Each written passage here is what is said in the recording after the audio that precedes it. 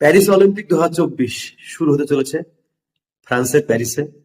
বিশ্বের সব থেকে বড় স্পোর্টসের জগতে সব থেকে মেগা ইভেন্ট। সব থেকে বেশি দেশের লোকেরা সব থেকে বেশি স্পোর্টসে এই খেলায় অংশগ্রহণ করে।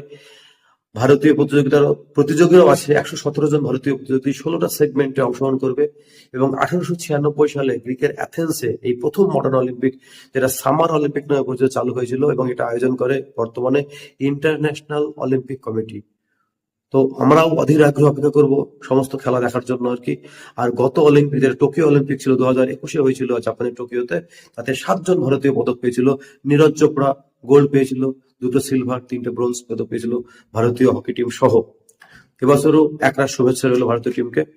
আমরা আশা করছি যে ভারতীয় টিম অনেক অনেক পদক এবার নিয়ে আসবে, গতবারকে ছাপিয়ে যাবে আর কি। আর সব থেকে বড় এই মেগা ইভেন্ট, যেখানে সব থেকে বেশি দেশ অংশগ্রহণ করে,